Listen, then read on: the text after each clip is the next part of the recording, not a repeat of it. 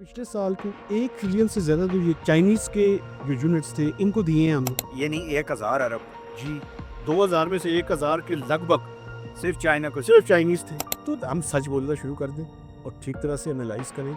अच्छा, एक और मैं आपको बताऊँ, एक और क्राइसिस मुझे नज़र आ रहा है। ये सोलराइज़ेशन हो रही है। मैं आपको बताऊँ, ऑन ग्रिड और ऑफ ग्रिड आइंदा चंद सालों के अंदर मुझे डिस्कोस के बाहर, मसलन इस्लामाबाद की आईएसको है, इसी तरह लाहौर की लेस्को, बाकी डिस्ट्रीब्यूशन कंपनीज, उनके सामने डिस्कनेक्शन के लिए लाइनें नजर आएंगी अगर पावर टैरिफ कम न हुआ इस मुल्क के अंदर। चाइनीज की कुछ इंडस्ट्री रीलोकेट होगी 2016-17 के बाद। फिर यहाँ पे कुछ जर्नैलों का एडवेंचरिज्म था।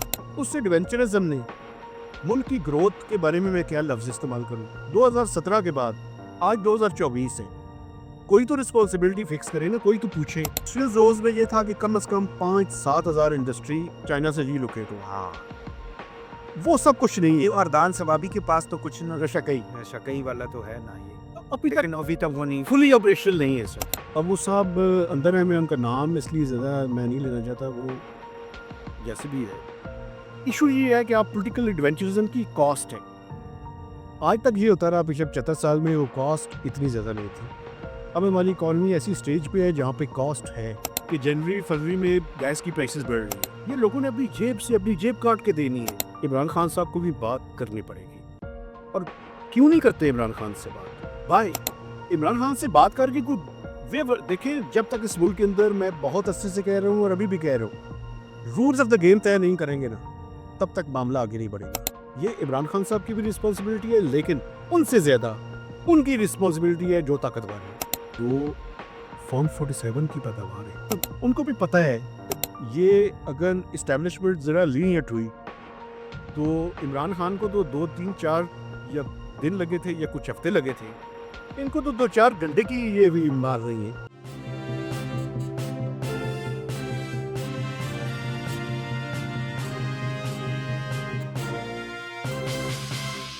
बिस्मिल्लाहिर्रहमानिर्रहीम, अस्सलाम वालेकुम। पाकिस्तान की जो मईशत है, उसके ऊपर हर दौर के अंदर जो भी गवर्नमेंट आती रही, अ, उसमें सबसे बड़ा जो चैलेंज होता था उसके लिए मईशत का होता था। ज़ाहिर है कि पाकिस्तान में ओवर द ईयर्स हमने देखा है जो महंगाई हुई है, लोगों की इनकम के अंदर कमी आई है, उसकी वजह से काफ़ी ज़्यादा लोग जो हैं वो परेशान हुए और जो भी गवर्नमेंट आती थी लोगों को ये तवक्को होती थी कि ये हुकूमत आकर उनकी मसाइल जो हैं, ख़ासकर माशी जो मसाइल हैं उसको एड्रेस करेंगे, यानी कीमतों में इज़ाफ़ा जो है उसको कम करेंगे। जो बच्चे जिनके पास डिग्रियाँ हैं या जिनके पास टेक्निकल नो हाउ है, उनको रोज़गार इस मुल्क के अंदर मिलेगा। लेकिन अनफॉर्चुनेटली ओवर द ईयर्स हमने देखा है कि ऐसा नहीं हुआ और ये भी जो गवर्नमेंट फ़ॉर्म की गई जिसमें फाइनेंस मिनिस्टर जो हैं वो यानी सियासी जमात के साथ उनका कोई ताल्लुक भी नहीं था। अभी वो ये जो औरंगज़ेब साहब हैं, वो पाकिस्तान के फाइनेंस मिनिस्टर हैं, तो लोगों को ये तवक्कुआत थी कि इसमें भी मुल्क की मईशत बेहतर होगी और लोगों को रोज़गार मिलेगा, महंगाई कम होगी। किसी हद तक तो इस हुकूमत ने कंट्रोल किया है। डॉलर जो ऊपर जा रहा था एक ज़माने में, उसको भी कंट्रोल करने की इन्होंने कोशिश की है। पेट्रोल की प्राइसेस के अंदर भी उन्होंने कोशिश की है। लेकिन अभी तक लोगों की जो इनकम और एक्सपेंडिचर है, उसके अंदर बैलेंस क्रिएट नहीं हो पा रहा और हुकूमत जो है वो ज़ाहिर है कि लेजिस्लेशन के ज़रिए भी कोशिश कर रही है कि अपनी माशी जो पॉलिसीज़ हैं उनको बेहतर किया जाए और हाल ही में जो एक रेवेन्यू को बढ़ाने के लिए एक वो जो है बिल जो है वो पेश किया गया है असम्बली के अंदर। इन तमाम इश्यूज़ के ऊपर हम बात करेंगे। मेरे साथ मौजूद है जनाब मेहताब हैदर साहब। आप द न्यूज़ के सीनियर कॉरेस्पॉन्डेंट हैं, फाइनेंस और इकोनॉमी को देखते हैं और मुकालमा के नाम से अपना पॉडकास्ट भी करते हैं सोशल मीडिया के ऊपर। बहुत शुक्रिया मेहताब भाई, आप तशरीफ़ लाए। सबसे पहले तो इस बिल का मुझे बताएँ कि ये बिल जो है इसके ऊपर आज अखबारात के अंदर एडिटोरियल भी आ गए थे और उसकी क्या कोई जो इसके फंडामेंटल्स हैं, डू यू थिंक कि उससे रेवेन्यू जो है वो हुकूमत पाकिस्तान का, हमारी हुकूमत का, वो बढ़ जाएगा एखबियार का? जी, बिस्मिल्लाहिर्रहमानिर्रहीम। थैंक यू वेरी मच शुबैब भाई, आपने मुझे मौका दिया। देखिए, बुनियादी तौर पर इस मुल्क के अंदर हम रेवेन्यू जो है वो जमा नहीं कर सके। ये एक जो है ना सबसे बड़ा फैक्टर। देखिए, किसी भी मुल्क के 2 अकाउंट्स होते हैं जो उन्होंने मैनेज करने हैं अपनी। एक उसका इंटरनल अकाउंट है, एक उसका एक्सटर्नल अकाउंट है। अब प्रॉब्लम ये होती है कि जब आप इंटरनल अकाउंट को मैनेज नहीं कर सकते, यानी इंटरनल अकाउंट से मुराद ये है कि जो आपकी आमदन और जो आपके अखराजात है, वो जब बैलेंस नहीं होते, तो फिर अल्टीमेटली क्या करना पड़ता है उस मुल्क को? उस मुल्क को अपनी चीज़ों को मैनेज करने के लिए उसको जाना पड़ता है कर्ज़ों के ऊपर। अच्छा, प्रॉब्लम ये है पाकिस्तान में, मैं उसकी मिसाल जो है वो इस तरह से दूँगा कि जब आप डेफ़िसिट कोई मुल्क जनरेट करता है, इसका मतलब ये होता है कि वो आमदन से ज़्यादा उसके अखराजात जो है वो कर रहा है, और अखराजात ज़्यादा करने के नतीजे में जिसको जिसको हम खसारा कहते हैं, बजट का खसारा। जी, इसका मतलब ये है कि लोगों के हाथ में पैसे ज़्यादा है। जब मेरे और आपके हाथ में पैसे ज़्यादा होंगे, तो हम स्पेंडिंग भी ज़्यादा करेंगे। आज अगर मैं पाकिस्तान की ये लोकल एक कोट मैंने पहना हुआ है, अगर मेरी आमदन में इज़ाफ़ा हो जाएगा तो मैं ब्रांडेड इम्पोर्टेड कोट जो है वो लेकर आऊँगा। इम्पोर्टेड चीज़ें इस्तेमाल करूँगा। जी। तो होता ये है कि जैसे आपका फ़िस्कल ख़राब हो, तो फ़िस्कल का अल्टीमेट रिज़ल्ट ये होता है कि आपका एक्सटर्नल अकाउंट भी ख़राब हो जाता है। एक वजह ये है कि आप इम्पोर्ट्स ज़्यादा करने शुरू कर देते हैं, और इम्पोर्ट्स भी वो करते हैं जो प्रोडक्टिव नहीं होती बल्कि कंज़म्पशन के लिए होती है। तो ये पूरा एक नेक्सस है, इसको समझना जब ये odds करते हैं तो आपके डॉलर्स बाहर जाते हैं $10 बढ़ जाता और फिर वो मुल्क के अंदर फिर डॉलर्स की कमी आना शुरू हो जाती है। है। बिल्कुल। फिर आप IMF के पास अच्छे आते हैं, वापस चले जाते हैं। तो ये एक पूरा नेक्सस है जो मैं समझता हूँ कि जो इकोनॉमी को जो लोग समझना चाहते हैं, उनके सामने ये नेक्सस जो है वो क्लियर रहना चाहिए। अच्छा, प्रॉब्लम क्या है? प्रॉब्लम ये है कि पाकिस्तान में बदकिस्मती से 2 या 3 तबके हैं जो टैक्स देते हैं, और ये भी नहीं है कि वो कुछ शौक से टैक्स देते हैं। इस मुल्क में कोई बंदा शौक से टैक्स दे।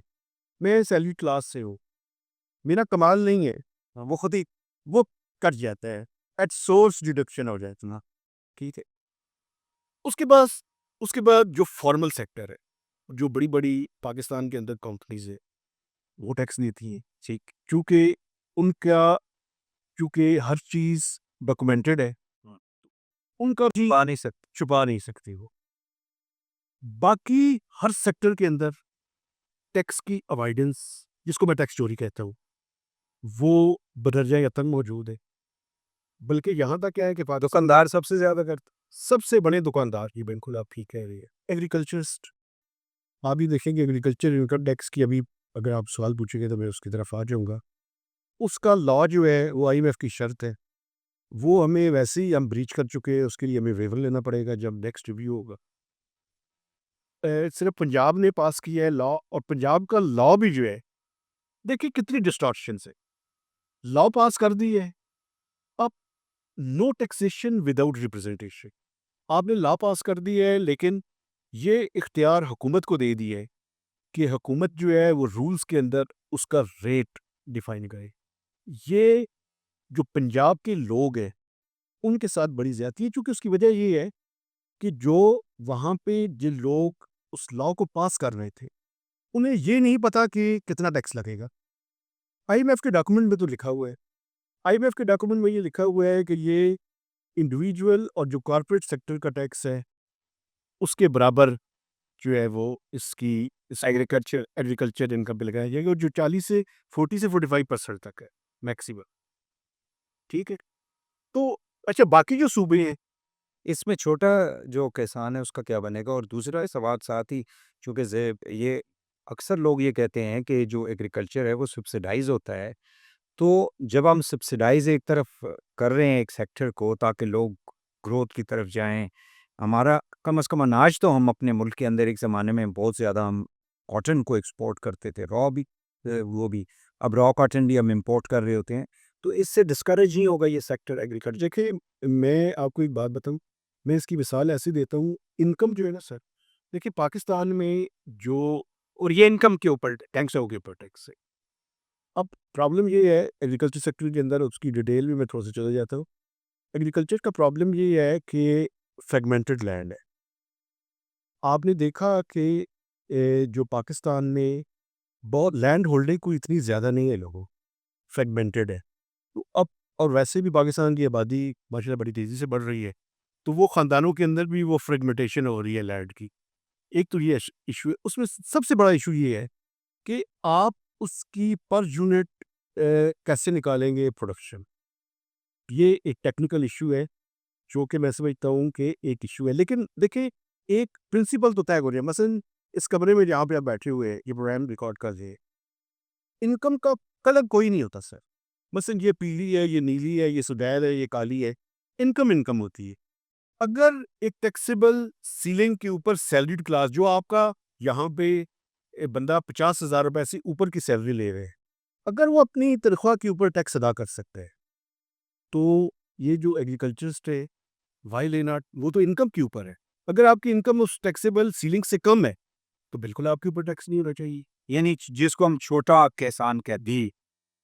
अगर उसकी 6 लाख रुपए से कम इनकम है, तो उसके ऊपर टैक्स नहीं होना चाहिए और वो नहीं होगा।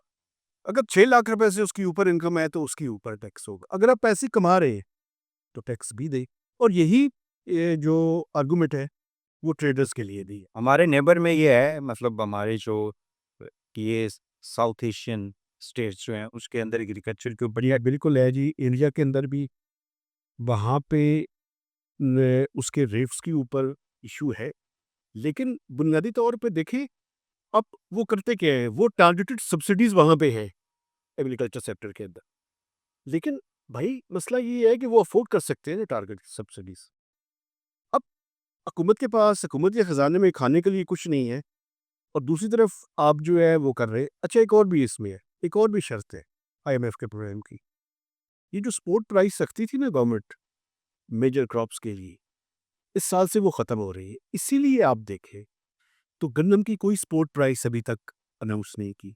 शुगर केन की कोई सपोर्ट प्राइस या इंडिकेटर प्राइस स्पोर्ट प्राइस के अंदर गमरी बरती, वो उसके अंदर वो करती थी। मार्केट के अंदर इंटरवीन करती थी ना, प्रोक्योर कर लेती थी। ठीक है, अब हुकूमत प्रोक्योर तो करेगी, लेकिन मिनिमम जो सपोर्ट प्राइस है वो नहीं रखी। यानी मार्केट ओपन हो, मार्केट ऊपर हो, जितने भी उसकी रेट होगा। बिल्कुल। लेकिन पिछले साल आप देखें ना, पिछले साल अब वो किसान के साथ ये ज़्यादती है। पिछले साल जो इनपुट कॉस्ट, जो कॉस्ट थी पर एकड़ यील्ड की, वो ज़्यादा थी, और जो सरकार ने रेट रखा हुआ था वो कम था। वो कोई 3950 रुपए था मेरे ख्याल में, जो फेडरल गवर्नमेंट ने सपोर्ट प्राइस अनाउंस की थी, और वो 3000 रुपए से 2800 रुपए तक, 2500 रुपए तक पंजाब के अंदर लोगों ने ली। तो हालांकि 3900 थी, 3900 का जो गवर्नमेंट ने बिल्कुल। एग्जैक्टली जो तो बुनियादी मसला ये है कि वो, अब उसके अंदर वो अलग बात है कि वो जो बड़े काश्तकार हैं वो ज़्यादा फ़ायदा उठाते हैं।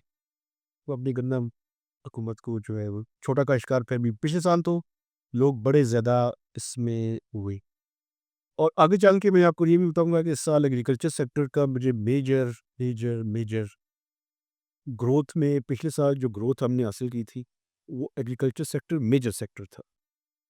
इस साल मुझे एग्रीकल्चर सेक्टर की मेजर क्रॉप्स के अंदर ग्रोथ ही नज़र आ रही है। वजह वजह एक तो जो पिछले साल वीट के साथ हुआ था, वो देख के, तो वीट की प्रोडक्शन और पिछले साल हिस्टोरिक थी, उसके ऊपर ग्रोथ लेना एक तो बेस इफेक्ट ऑफ कोर्स होगा। मैं आपको चंद मिसालें दे देता हूँ। कॉटन 35 से 40% का डिक्लाइन एक्सपेक्टेड है। ठीक है। शुगर केन ठीक रही है, वो ठीक है, पिछले साल के लेवल के बराबर ही है। राइस, इन करना जो है जिससे चीनी बनी। जी राइस, वीट, वीट अभी आप सोइंग है। पंजाब खुद रिपोर्ट कर रहे हैं अभी तक की जो लेटेस्ट एस्टिमेट्स है, कि उनकी सोइंग जो है वो 83% हुई है सर। 17% नहीं हो। तो मेरे कहने का मकसद ये है कि वजह क्या है, वो कोई और क्रॉप लोग ले चले जाते हैं। या एक तो ये आपने सपोर्ट प्राइस को विड्रॉ किया, जो पिछले साल पंजाब में काश्तकारों के साथ या ये जो वीट के साथ आपने किया था, क्योंकि सीधा डिस्करेज हो गई, बहुत डिस्करेज हुई। तो अब अभी तो आप इस साल देखिए, आपने वीट एक्सपोर्ट की है, मुझे अगले साल 1.5 साल में वीट इंपोर्ट होने नजर आता उसके ऊपर डॉलर्स लगेंगे डेफिनेटली। और वो महंगी भी होगी। आटा और रोटी और महंगी होगी। देखिए, वो तो बुनियादी तौर पे मसला ये है, अभी ये जो मुस्लिम लीग नवाज है, ये हमेशा अर्बन सेंटर्स को फोकस रहती है और इसी वजह से इन्फ्लेशन भी, क्योंकि एक बात ठीक है कि जब आप सपोर्ट प्राइस रखते हैं तो उसका इन्फ्लेशनरी इम्पैक्ट आता है। अभी आपने अर्बन सेक्टर्स की तो आप कर रहे हैं, लेकिन जो काश्तकार के साथ अगले साल 1.5 साल में होने वाला है ना, तो वो कोई अच्छी इंडिकेशन है। मुझे इस साल की आप ग्रोथ देखिएगा। लाइफ स्टॉक का प्रॉब्लम ये है कि लाइफ स्टॉक पाकिस्तान में 2005-6 का एक फिक्स डेटा है, उसी की बुनियाद पे आप ग्रोथ का नंबर निकाल लेते हैं। बाकी आपकी मेजर क्रॉप्स हैं और माइनर क्रॉप्स हैं। मुझे मेजर क्रॉप्स की ग्रोथ नज़र नहीं आ रही, और मेजर क्रॉप्स की ग्रोथ नहीं होगी तो ओवरऑल जो एग्रीकल्चर सेक्टर की ग्रोथ है वो इम्पैक्ट हो गई। अच्छा, अब मुझे ये बताएं कि इससे कितना, मतलब ये जो इन्होंने इंट्रोड्यूस करवाया, अभी तो बिल के जो है उसने पास होना बाकी है, तो इससे क्या कितना रेवेन्यू हम, यानी टैक्स टू जीडीपी जो है वो कितना जंप अप कर जाएगा? देखिए, मैं आपको बात बताऊँ, इस टाइम जो फौरी तौर पे इशू है जो एफबीआर का सामना है, जिसको सामने है, पहले 5 माह में 338 अरब रुपए का शॉर्टफॉल है जो टारगेट था। अभी दिसंबर का टारगेट 1.7 ट्रिलियन से ज़्यादा का है।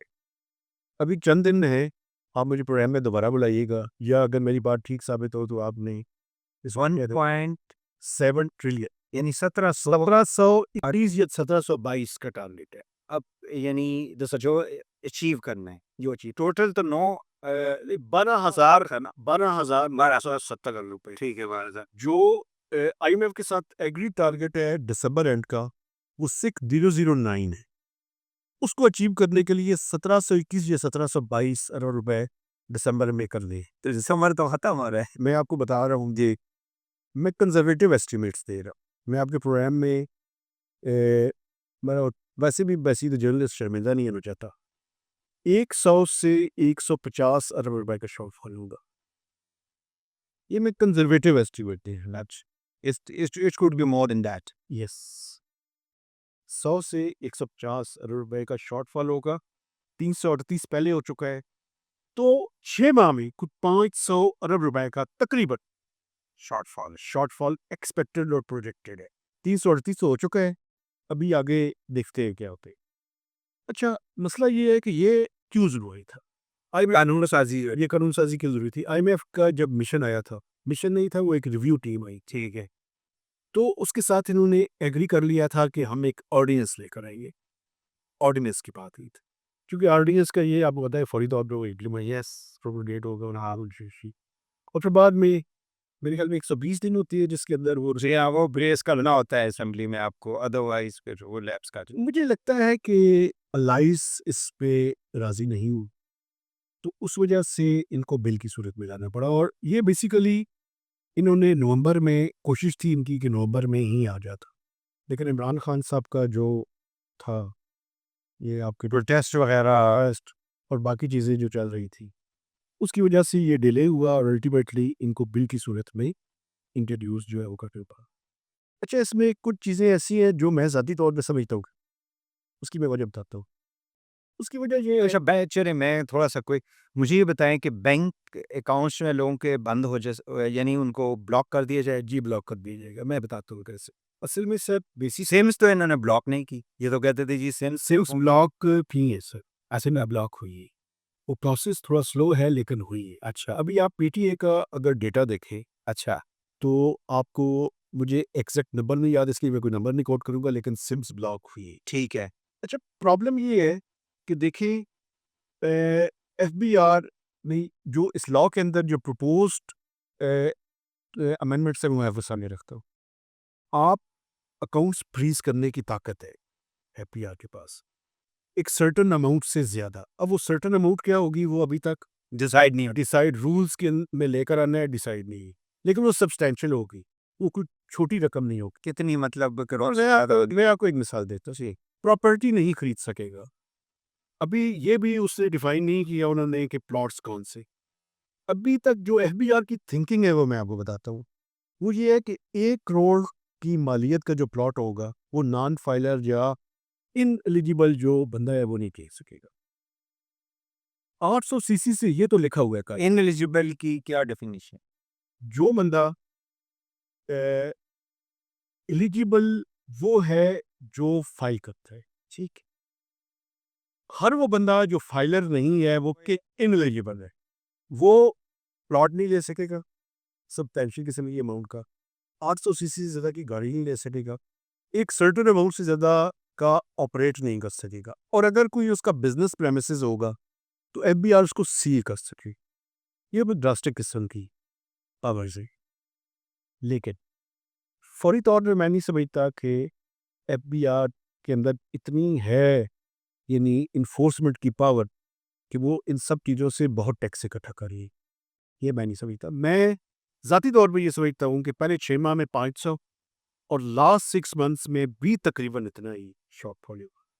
तो 1000 हो गया, तकरीबन 1000 11,000 समथिंग हम जो है वो at the end of financial year हम तकरीबन कर रहे हो। 12 ट्रिलियन का टच शायद कर दिया। अच्छा, अब फिर इसके ऊपर आ जाते हैं, ये आप समझते हैं कि सख्त कंडीशनैलिटीज़ या शराइत हुकूमत लेकर आ रही है लोगों के लिए, या ये ज़रूरी हैं? एक बात तो मैं आपको बता दूँ, अगर हमने इस मुल्क को चलाना है और वायबल रखना है, तो टैक्स सबको देना पड़ेगा, और ये लेकिन ये एक दिन का प्रोसेस नहीं है, ये एक दिन में नहीं होगा। लेकिन हमें हमें स्टार्ट तो कहीं न कहीं से करना पड़ेगा। मसलन इन शराइत पे आने से पहले ये जो लॉ के अंदर आई है, देखें एग्रीकल्चर इनकम कमाने वालों को टैक्स देना पड़ेगा। ये ताजर हैं, अभी तक यानी मिलिट्री हुकूमत भी इनसे जो है वो नहीं ले सकी। लेकिन अब वक़्त आ गया है कि ये टैक्स के अंदर कंट्रीब्यूट करें। ये जो सर्विसेज सेक्टर है, जो सूबों के पास है, एक ये भी एक डायकोटमी है पाकिस्तान के टैक्स के निज़ाम के अंदर, कि 1973 के कॉन्स्टिट्यूशन और 18 अमेंडमेंट के बाद सूबों और मरकज़ के दरमियान जो टैक्स की जुरिस्डिक्शन है उसमें फ़र्क है। मसलन मैं मिसाल देता हूँ आपको। इनकम के ऊपर जो टैक्स है वो फेडरल गवर्नमेंट है। जीएसटी ऑन गुड्स जो है वो फेडरल गवर्नमेंट है। कस्टम्स जो है वो ऑफ कोर्स फेडरल गवर्नमेंट है। इसके अलावा फेडरल एक्साइज ड्यूटी है, जो कि चंद कंजम्पशन के आइटम्स के ऊपर है, जैसे बेवरेजेस है, टोबैको है, उसके ऊपर है।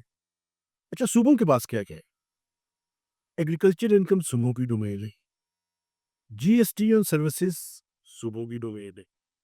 प्रॉपर्टी के ऊपर जो टैक्सेस है, ये एक तो विथहोल्डिंग टैक्स फेडरल गवर्नमेंट ने लगाए हुए हैं, जो प्रॉपर्टी के ऊपर टैक्स है, सीवीटी पर वो सूबों की डोमेन है। तो ये मरकज़ और सूबों को आपस में हार्मोनाइज़ भी करने की ज़रूरत है, इस निज़ाम को चलाने के लिए। सादा अल्फाज में हम क्या कह सकते हैं कि सूबे पैसे जो है वो इकट्ठा कर रहे हैं या नहीं कर पा रहे? पहले अब वो पैसे ज़्यादा फेडरल से ले जाते हैं, मरकज़ के पास नहीं रहते। सूबों को देखिए, मैं एनएफसी का सपोर्टर हूँ, मैं एनएफसी को सपोर्ट करता हूँ।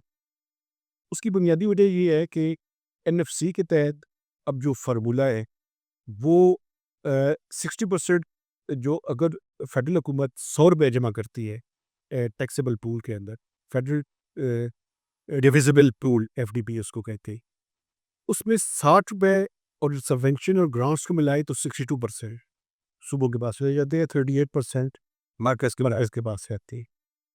प्रॉब्लम ये है कि सूबों को एक आदत पड़ गई है ईज़ी मनी, लेकिन ये कॉन्स्टिट्यूशनल फोरम है, इसमें कंसेंसस के बगैर फैसला नहीं हो सकता।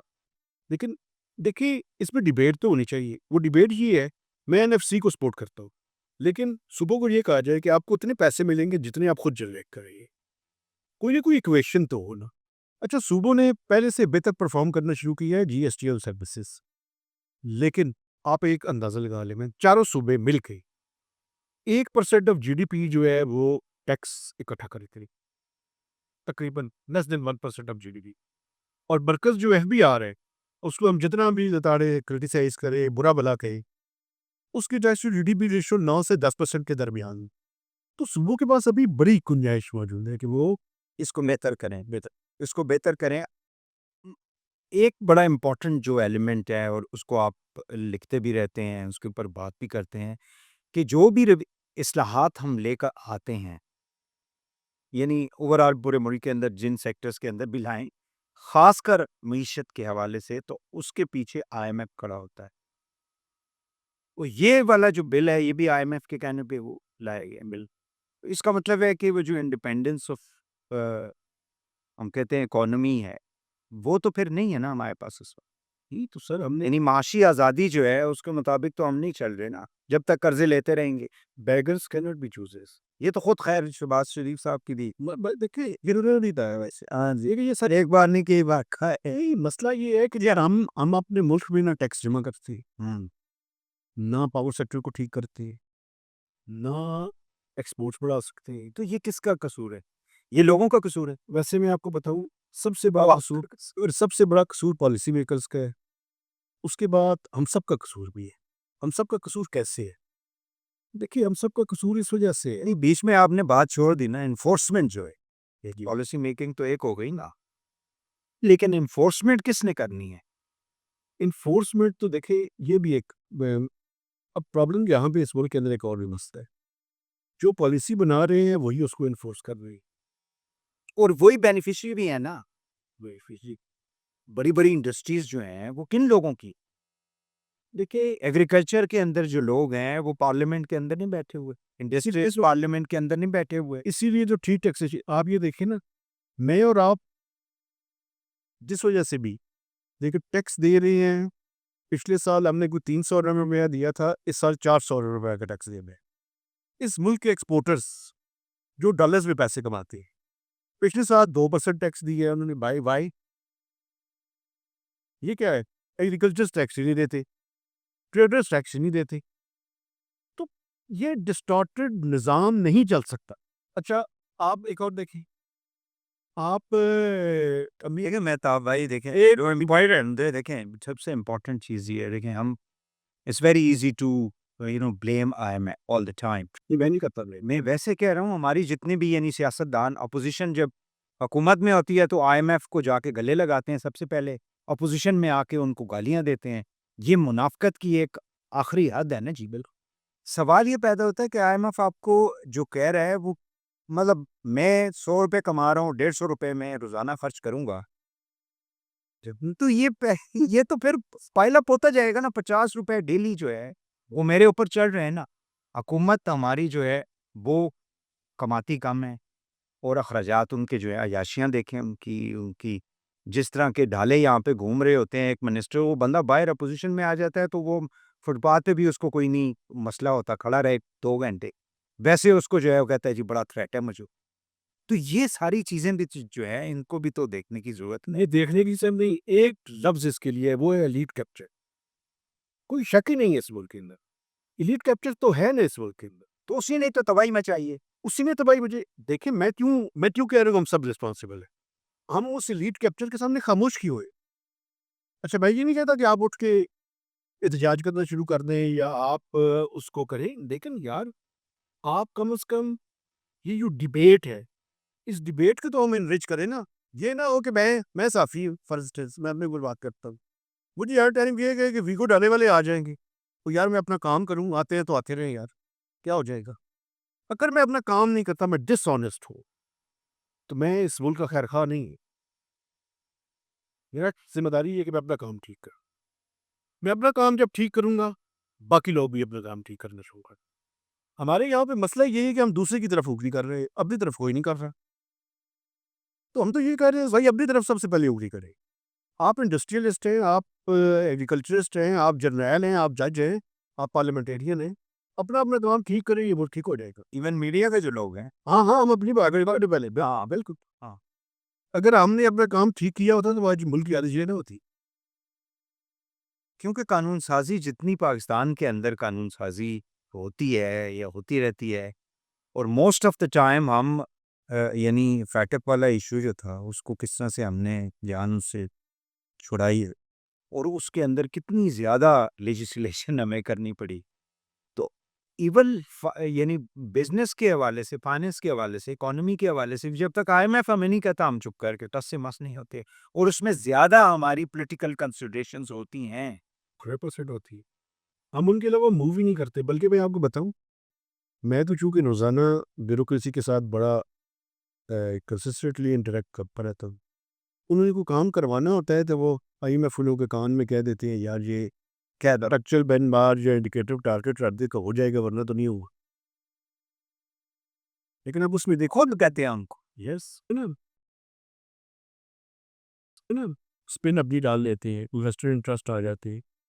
ये प्रॉब्लम्स तो है इस मुल्क के अंदर, हम काम नहीं करना चाहते।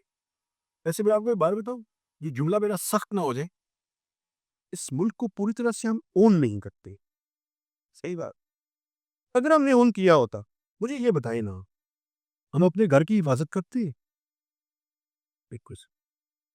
तो अगर इस मुल्क को अपना समझ रहे होते, इस तरह से ये लोग बिजनेसेस को किस तरह क्या? मैं देखिए जिस वक़्त ये पीआईए की बिडिंग जिस दिन हो रही थी, आप वहाँ पे आए हुए, वो का आलम नहीं था उस जहाँ पे ये बिडिंग हो रही। ऐसे लग रहा था जैसे लावारिस कोई चीज़ है, जिसको लेने के लिए कोई तैयार ही नहीं। अब जर्नलिस्ट जो थे वो भरे हुए थे, वहाँ पे जर्नलिस्ट ही थे। या एक आध वो पार्टी थी जिसने वो ये बोली दी हुई थी, उसके अलावा तो कोई नहीं था। स्टेट की तो ये हालत है हमारी इस वक़्त इदारों की। स्टेट का गवर्नेंस स्ट्रक्चर इतना ऑब्सलीट और इतना खराब हो चुका है कि हम चीज़ों को चलाने के नहीं बल्कि बेचने के काबिल भी नहीं है। ऐसा ही। तो ये लम्हे फ़िक्री है। अच्छा, ये मायूसी की बातें मैं नहीं करता। हाँ, ये फैक्ट किस वो अंडरस्टैंड करने। आए इसको इसको टर्न अराउंड कर। अच्छा मुझे ये बताएं आपके हफ़्ते फाइनेंस मिनिस्टर साहब जो हैं उनकी जितना भी अरसा हो गया काम जो कुछ वो कर रहे हैं, इसमें तो कोई शक नहीं है, कुछ चीज़ें माननी चाहिए कि जो जिस तरह से स्पीड से महँगाई बढ़ रही थी, चीज़ें डॉलर जिस तरह से ऊपर जा रहा था, पेट्रोल की कीमत, उसमें एक ठहराव तो आया है पिछले चंद माह के अंदर और इस चीज़ को मानना चाहिए। लेकिन मुझे ये बताएँ कि ये फाइनेंस मिनिस्टर साहब जो हैं, डू यू थिंक कि हिज़ परफॉर्मेंस इज़ गुड? वो एक दफ़ा ठीक कर रहे हैं वो? अपनी एक बात में वो क्लियर है। मुझे क्लियर है कि आईएमएफ के प्रोग्राम को हमने चलाना है। यानी 2 स्टेप अहेड और 4 स्टेप बैक वाला काम नहीं करना।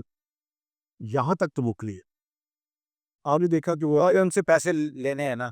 वैसे उसके अलावा चारा होती। ठीक। ये कुछ इकोनॉमिस्ट भी, कुछ अब जर्नलिस्ट भी, कुछ पॉलिसी मेकर्स भी ये कहते रहते हैं कि जी आईएमएफ के बगैर गुजारा हो सकता है। स्टेटस को के साथ आईएमएफ के बगैर गुजारा नहीं हो सकता। तो अगर हम स्टेटस को छोड़ दें, छोड़ दिया। तो फिर देर हो सकता है। मतलब आप जहाँ पे 4 डाले लेके जा रहे हैं, आप 1 2 बस एक सिक्योरिटी गार्ड ज़रूर रख लें आप। एक मिसाल देता हूँ। 2 को रोक लें ताकि कुछ पैसे तो महीने के बचेंगे ना। मैं आपको एक मिसाल देता हूँ। देखिए, हमारी सबसे ज़्यादा जो इम्पोर्ट है, वो एनर्जी से रिलेटेड चीज़ों की है। उसमें ऑयल भी है, गैस भी है, आरएनजी की मैं बात कर रहा हूँ। तो अगर आपके पास डॉलर्स नहीं होंगे, तो हम 4-4 5-5 गाड़ियाँ जो घरों में खड़ी हैं, उन पे ये रहेगा, उनके थोड़ा-सा हमें कोई पब्लिक ट्रांसपोर्ट को बेटर करना पड़ेगा। हमें जो एक गाड़ी पे मैं अकेले बैठ के सफ़र और मौसीकी एन्जॉय करता हूँ, उसके ऊपर टैक्स लगाना पड़ेगा कि आप अकेले गाड़ी में ट्रैवल ना करें, आप अपने साथ 3-4 बंदों को बिठाएँ। ये इस तरह के मेजर्स अगर हम ले सकते हैं और ये जो इम्पोर्टेड पर फैमिली 1 कार का जो पॉलिसी है, ये नहीं पाकिस्तान एक तो वैसे ही रोडों के ऊपर रश इतना हो गया है कि अब हम सुरंगें बना रहे हैं। अच्छी बात है, we are expanding roads in Islamabad, लेकिन गाड़ियाँ में वो उससे ज़्यादा आ जाती हैं, फिर आ जाती हैं। सर उसमें 2 है ना, हम फिर उनको क्या हवा में उड़ाएँगे इन एक गाड़ियों तो को? पॉपुलेशन का इश्यू है, उस पे कोई नहीं, उसके अलावा भी अगर आप देखें तो एक एक घर के अंदर वो इसेक्ट लोग जिन 4-4 गाड़ियाँ जिन्होंने रखी हुई हैं। मतलब प 1 फैमिली 1 कार की जो पॉलिसी है कि इस मुल्क के अंदर भी इंट्रोड्यूस की है। मैं आपको बताऊँ, मसला ये है कि वो फिर एलीट कैप्चर की बात आप ठीक कह रहे हैं, मैं तो आपसे इत्तेफ़ाक करता हूँ। मैं तो ये कह रहा हूँ कि यार आप 1 कार की पॉलिसी नहीं भी रखते तो कम से कम मैं अगर मोटरवे पे या नेशनल हाइवेज़ इस्तेमाल करता हूँ, तो मुझसे टोल टैक्स डबल, ट्रिपल बल्कि 500 गुना कर दें अगर मैं अकेले सफ़र कर रहा हूँ। ये तो किया जा सकता है ना, ये कोई ऐसी बात नहीं है। मैं ऐसी बात तो नहीं कर रहा कि पहले ही इतना ज़्यादा ले और लेकिन एक और बात है सर, पब्लिक ट्रांसपोर्ट जो है, जी हाँ, उसको ठीक करें। उसको ठीक करें ना। मुझे ये बताएँ, आपको पता है मैं पाकिस्तान के जितने डेवलपमेंट प्रोजेक्ट्स हैं, मैं किसी का सपोर्टर नहीं हूँ, सिवाय मेट्रो के। क्यों? मैं मेट्रो में सफ़र नहीं करता। नहीं, अब इस्लामाबाद में तो काफ़ी सेक्टर्स में जा रही हैं। मुझे ये ब मैं उसका सपोर्टर हूँ। उसके मैं इसलिए सपोर्टर हूँ कि मैं ये कहता हूँ कि लोगों की इज़्ज़त-ए-नफ्स बहाल हुई है जहाँ पे मेट्रो है। तो यार पाकिस्तान के लोगों को अगर किसी से फ़ायदा होता है, तो मुझे कोई तकलीफ नहीं है, मैं उसका बेनिफिशियरी नहीं हूँ। पाकिस्तान के डेवलपमेंट प्रोजेक्ट्स तो रीफ्स के लिए, मसलन मोटरवे किसके लिए? ये रीफ्स के लिए। फिर लीड कैप्चर की बात आ जाएगी। तो ये वो बुनियादी चीज़ें हैं जो कॉन्सेप्ट्स हमें जो है वो क्लियर करने की ज़रूरत है। हाँ, लेकिन ये लीड फिर कहेगा कि हम तो किसी गरीब को नहीं कहते कि आप ट्रैवल ना करें। ऐसे होंगे ना ट्रैवल करेगा ना। लास्टली मुझे ये बताएँ कि हमारे जो आईएमएफ के साथ जो भी हमने एक वो की हुई है, वो आपने बता दिया कि फाइनेंस मिनिस्टर की ये कोशिश है, बल्कि उनकी ये कमिटमेंट है कि जो एग्रीमेंट हमने किया उसको हम मन-ऑन पूरा करें। मुझे ये बताएँ कि पॉलिटिकल इंस्टेबिलिटी जब होती है मुल्क के अंदर, शहबाज शरीफ साहब ने कितने दौरे किए, चाइना के, मिडल ईस्ट के हमारे जो दोस्त हैं, सऊदी अरेबिया, यूएई, कतर, ये वो ममालिक हैं जिनसे हम एक्सपेक्ट करते हैं कि बाकी चले अमेरिका, यूरोप के साथ हमारी जो ट्रेड रिलेशंस हैं, उनको ही अगर हम बचा लें तो उससे भी काफ़ी हमें बेनिफिट मिलता है। लेकिन सब्सटेंशियल इन्वेस्टमेंट मुल्क के अंदर नहीं आई और उसकी एक वजह पॉलिटिकल इंस्टेबिलिटी, मुल्क के अंदर सियासी अदम इस्तेहकाम की वजह है, जो अभी रिसेंटली हुआ पिछले महीने। देखिए, मैं इससे पहले जो आपका लास्ट सवाल था उसके साथ इसको लिंक करता हूँ। देखिए, फाइनेंस मिनिस्टर साहब जो है, आईएमएफ के प्रोग्राम की हद तक तो क्लियर है। लेकिन एक अभी उनका टेस्ट, वो टेस्ट ये है कि आजकल आपने अक्सर प्रेस रिलीज़ों में ये देखा होगा कि वो right sizing of the government की बात करते हैं। वो कहते हैं कि हमने अपने एक्सपेंडिचर्स को कम कर लिए। 2-3 इश्यूज़ ऐसे हैं जो इस मुल्क की सर्वाइवल का मैं समझता हूँ के लिए ज़रूरी है इकोनॉमिक फ्रंट से, इकोनॉमिक एंगल से भी ठीक। एक तो हमें अपने अखराजात जहाँ पे कम हो सकते हैं वो कम करने पड़ेंगे। ये जो एजेंसियाँ और डोल आउट्स हैं, इनसे निकलना पड़ेगा। ये नहीं चल सकता इस तरह। पावर सेक्टर इस तरह से नहीं चल सकता। ये नहीं चल सकता। इसको ठीक करना पड़ेगा। ये नहीं हो सकता। लेकिन अभी तक तो कुछ भी नहीं हो जी देखे ना वो कि इजाज़ गौर साहब हैं या गौर इजाज़ साहब हैं, वो अभी रिसेंट भी आपके इदारे के प्रोग्राम में बैठे हुए थे शाहज़ेब के साथ। इस मेरा ख्याल लास्ट वीकेंड के ऊपर 4 और लोग भी थे।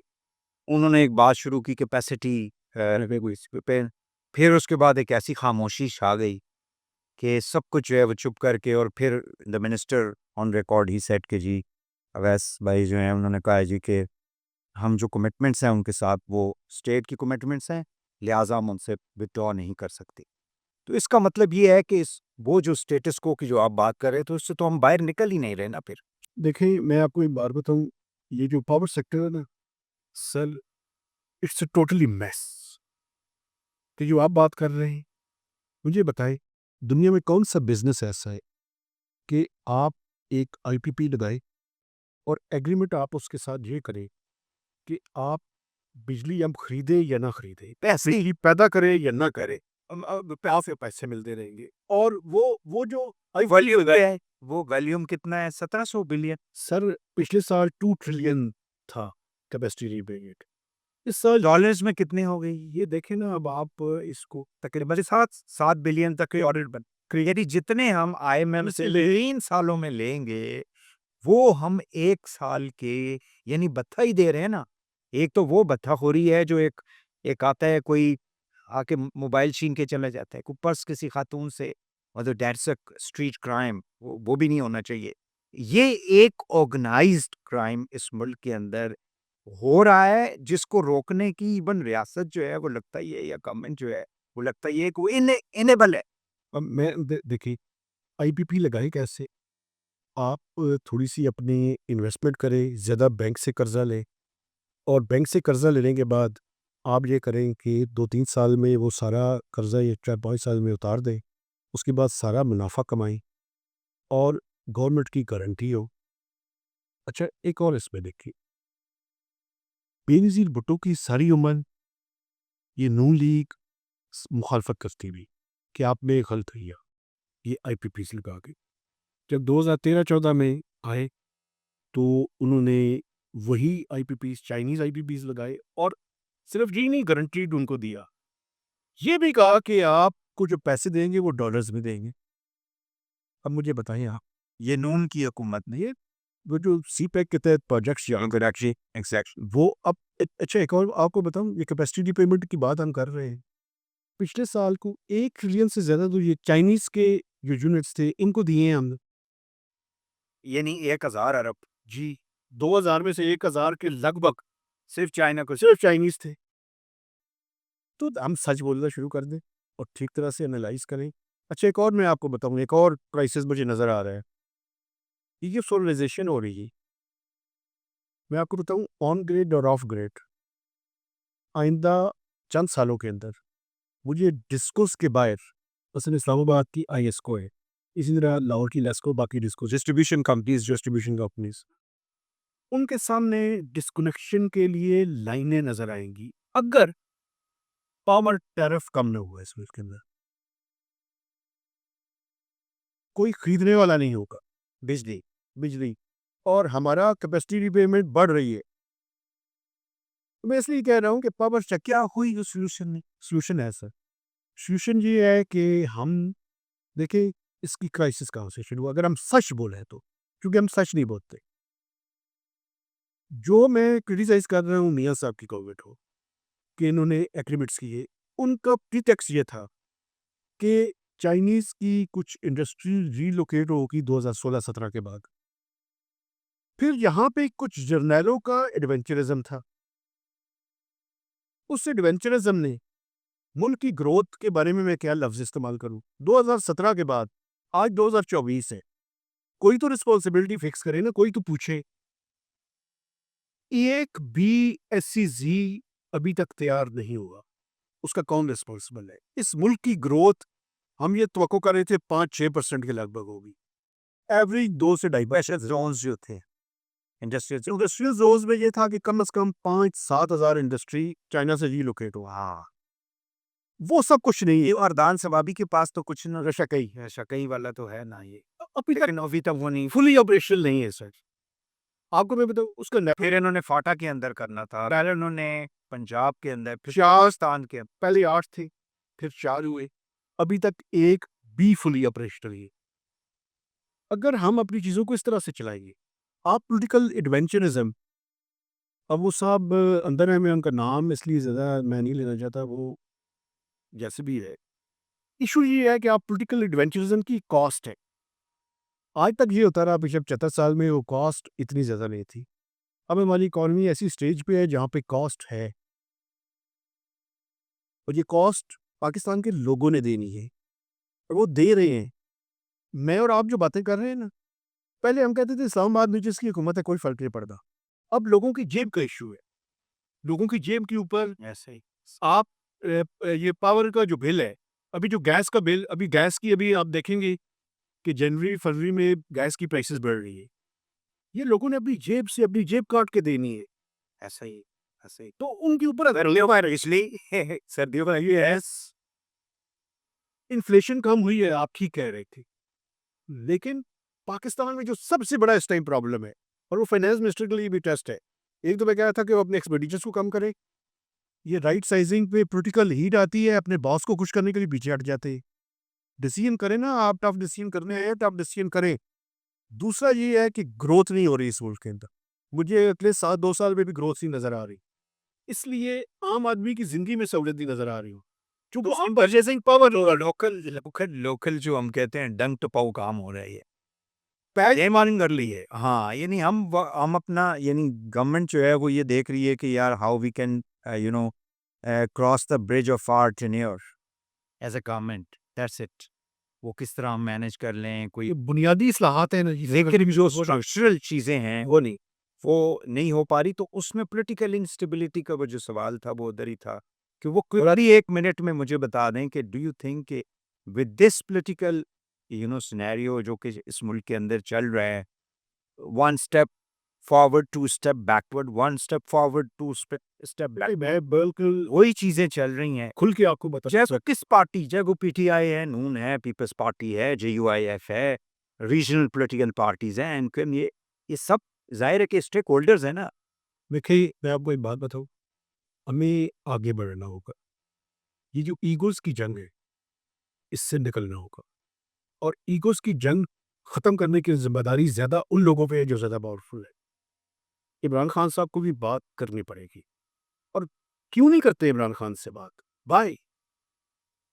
इमरान खान से बात करके कोई देखिए, जब तक इस मुल्क के अंदर, मैं बहुत अरसे से कह रहा हूँ और अभी भी कह रहा हूँ, रूल्स ऑफ द गेम तय नहीं करेंगे ना, तब तक मामला आगे नहीं बढ़ेगा। ये इमरान खान साहब की भी रिस्पॉन्सिबिलिटी है, लेकिन उनसे ज़्यादा उनकी रिस्पॉन्सिबिलिटी है जो ताकतवर हैं। इस मुल्क के अंदर आएँ, बिठाएँ और कोई रूल्स ऑफ द गेम तय करें। ये इस तरह से नहीं हो सकता कि आप दूसरे दिन और ये जो 2 बड़ी जमातें इस हुकूमत के अंदर हैं, पॉलिटिकल पार्टीज़ हैं ना, जो वोट लेके आती हैं, उनकी भी तो उतनी ज़िम्मेदारी है इसके अंदर। ये फार्म फूड और इमरान खान को भी चाहिए कि वो थोड़ा-सा अपने अ, ईगो और इन चीज़ों को उनको थोड़ा-सा मैंने आपसे एक रिक्वेस्ट सॉफ्टन करें। हर बंदा जो है वो अपने आप को सॉफ्टन करे। थोड़ा-सा एक मैं तो कई दफ़ा कह चुका हूँ कि एक स्टेप हर बंदा पीछे हो जाए तो चीज़ें खुद ही ठीक हो जाएँगी। लेकिन एक मसला है इससे। वो मसला ये है कि जो फॉर्म 47 की पैदावार है, तो देखिए ना, उनको भी पता है कि ये अगर एस्टेब्लिशमेंट ज़रा लीनिएंट हुई, तो इमरान खान को तो 2, 3, 4 या दिन लगे थे या कुछ हफ्ते लगे थे। इनको तो 2-4 घंटे की ये भी मार रही है। हुँ। तो इट्स ऑल अबाउट पावर ना फिर। यस, जैसे भी मिला हुआ है पावर। सो ये not thinking about the Indian world अवाम, ये ये पाकिस्तान, ये हमारी पहचान है। सबको ये हमारी पहचान तब पाकिस्तान है। उस टाइम तक रेलेवेंट है, जब तक ये मुल्क रेले। एग्ज़ैक्टली। तो आइए थोड़ा-सा अपनी-अपनी अनाउंस से निकलें। ताकि एक और नहीं हमारी जो है वो बेहतर हो सके और लोगों का ट्रस्ट भी बढ़े। बहुत शुक्रिया मेहता वैद साहब, आप तशरीफ़ लाए। बातें बहुत ज़्यादा हैं, ये इतना बड़ा सब्जेक्ट है लेकिन टाइम की कमी है। इंशाल्लाह कोशिश करेंगे हम फिर आपको तकलीफ़ दें और इन इश्यूज़ के ऊपर हम हासिल गुफ्तगू करें। हाँ, तो मेरे पास नहीं है अभी। इंशाल्लाह आई एम ऑलवेज़ देयर। बहुत शुक्रिया नाज़रीन, गुफ्तगू हो रही थी मेहता वैद साहब से। आज के लिए इतना ही। वहीद हुसैन को इजाज़त दीजिए। अल्लाह हाफ़िज़।